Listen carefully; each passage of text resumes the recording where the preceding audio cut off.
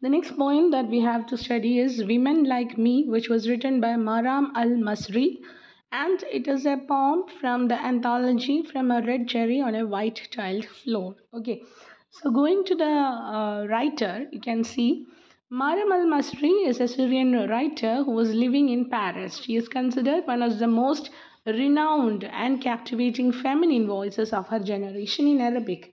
Okay, her poetry has been described as direct and unadorned writing with its emphasis on the quotidian, where the utilization of simple, almost childlike metaphors contrasts sharply with the conventions of traditional Arabic love poetry. So, she always tried to come out of the traditions, and she just like her thoughts and her ambitions, her writings were also outside the realm of the Arabic traditions. That a woman writes so unreservedly about sex. She was also called as a person who can be rightly tagged under the confessional poet, just like Kamala Das. She was also explicit in talking about the sexual relations and the conventional things which the Muslims thought to be much orthodox to be spoken of. So the Guardian described her as a love poet whose verse spares no truth of love's joys and mercilessness. She doesn't have any kind of mercilessness, and she was a love poet who always tried to include more elements which were out of the usual Arabic traditions. The first translation of her work into English, the Syrian born poet Maram Al Masri, she confesses her secrets to us. She is a woman who is stuck between her Arab tradition and the modern femininity, the modern world in which she had been born. And she was always a person who was stuck in a failing marriage, simultaneously feeling desperate for the normality of family life and feeling desperately and dispassionately she was bored about her family life.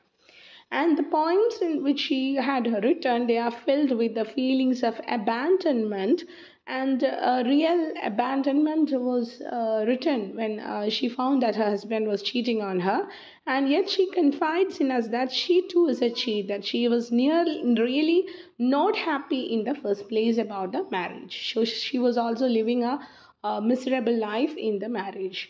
So here, this poem is about one of her revelations or one of her explicit emotional outbreak that you can see about her particular marriage. So, women like me do not know how to speak. The women who were condemned or who were put into the traditional norms of the Arabs or the Arabic women, they did not know how to speak. A word remains in their thoughts like a thorn they choose to swallow. A word will come down or come up from the throat, but this word will never come out of their mouth because they are afraid of the outside world and they had to swallow this particular word. Then, women like me know nothing except weeping. So, women who were frustrated about their outside world, they do not have any other choice but always have to weep. So, women like me know nothing except weeping, impossible weeping, suddenly pouring like a severed artery. So, the weeping, it goes on and on just like an artery was severed, there was a gushing of blood. In the same way the tears were falling down just like blood. Okay, it was gushing outside, then they could not have any words of their own, they did not have any freedom of their own. Women like me receive blows and do not dare return them. So, women like me, they always got the blows. They were hit hard by the patriarchy. They were always beaten up by their husbands or their families, and they did not know to give that back. They shake with anger, they subdue it. They shake with anger at times, but they always calm it or they suppress the anger within them because they know that nothing will come out of this anger. Like lions in cages, women like me dream of freedom. So, like lions in cages, we are a bunch of people who always think about freedom only.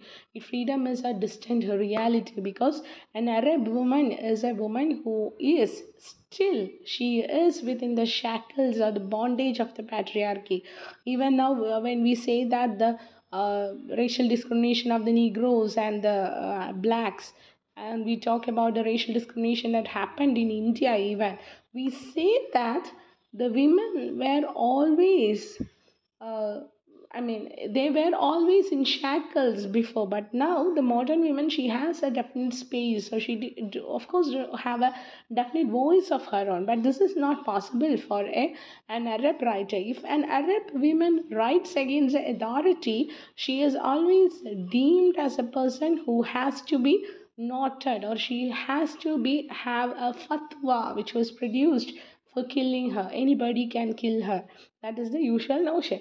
So this is the main theme of the poem.